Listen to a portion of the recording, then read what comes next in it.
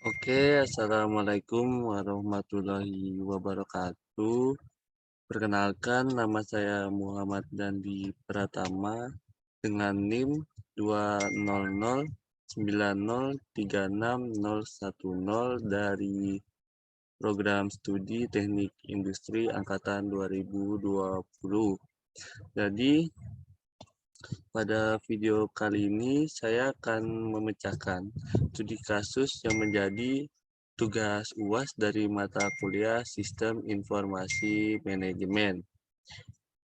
Berikut ini merupakan studi kasusnya. Di sini dapat penjelasan firma hukum Hotman Paris and Friends atau HPF telah tumbuh secara signifikan selama 1 dekade terakhir dan ingin pindah ke sistem otomatis untuk menyimpan catatan penagihan. Lalu ada banyak kasus. Setiap kasus dikaitkan dengan satu klien, tetapi beberapa klien memiliki dari satu kasus. Ketika klien memiliki beberapa kasus, kasus-kasus tersebut mungkin memiliki nama kontak klien yang berbeda. Nah, di sini ada contoh kasusnya. Di sini terdapat nomor kasus, lalu ada klien. Nah, klien itu terdiri dari nama klien, alamat klien, dan nomor teleponnya klien. Lalu ada nomor kontak klien, lalu ada kasus dibuka, kasus ditutup, deskripsi, lalu ada pengacara yang bertanggung jawab, lalu ada jam yang ditagih.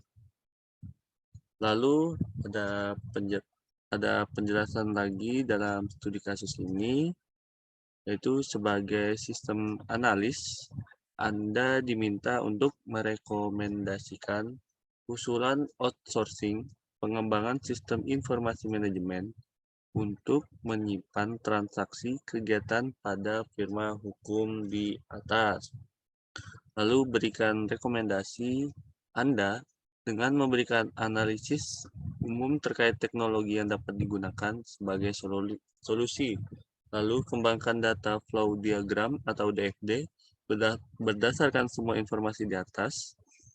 Setelah itu, gambar dan jelaskan entity relationship diagram yang Anda buat berdasarkan DFD yang telah dikembangkan sebelumnya. Jadi, di sini saya sudah membuat DFD dari informasi studi kasus ini. Jadi pada tahapan analisis DFD yang dilakukan, yaitu dimulai dengan login dan memasukkan input yang dilakukan oleh pengguna. Lalu pengguna melakukan konfirmasi login dan dilanjutkan melalui administrasi untuk pengolahan datanya. Setelah melakukan login, lalu data informasi pengguna diinput dan ditampung kembali pada administrasi. Data pengguna berupa informasi data perkara yang diinput menghasilkan data kasus, lalu hasil input tersebut dikelola kembali pada administrasi. Lalu input kembali data informasi klien dan diteruskan pada administrasi dalam bentuk informasi data klien. Dilanjut pada tahap selanjutnya, input data pengacara ke bagian administrasi, kemudian tahapan selanjutnya menghimpun berupa output informasi, laporan pada administrasi, dan laporan tersebut dicetak. Input berupa data pengguna, data kasus, data klien, dan data pengacara yang telah diinput oleh pengguna melalui beberapa tahapan yang diolah administrasi menghasilkan output berupa laporan yang siap hingga ke tangan Hotman Paris Hutapea.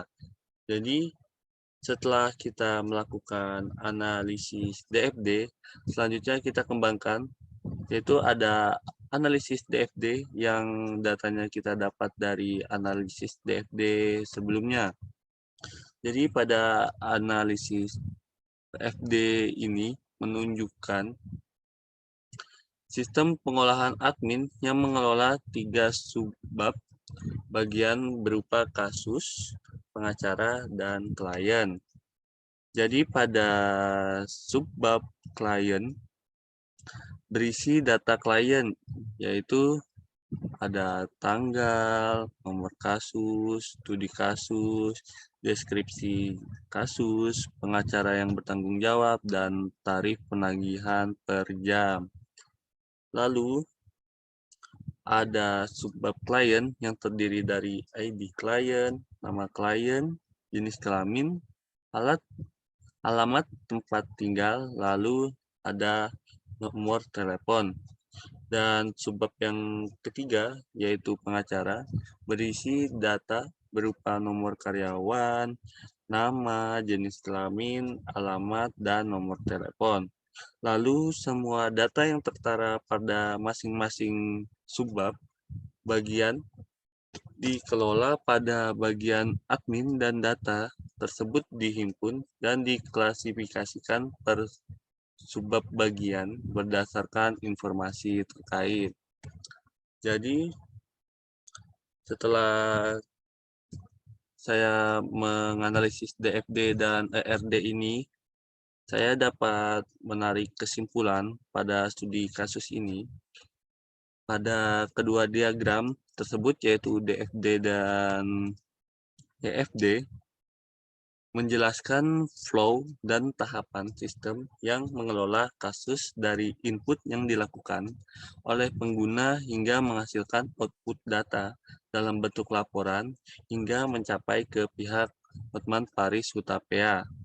Dan data-data tersebut berisi dari data informasi klien, informasi kasus, dan informasi pengacara yang semua tercantum dalam bentuk laporan melalui tahapan pengolahan administrasi.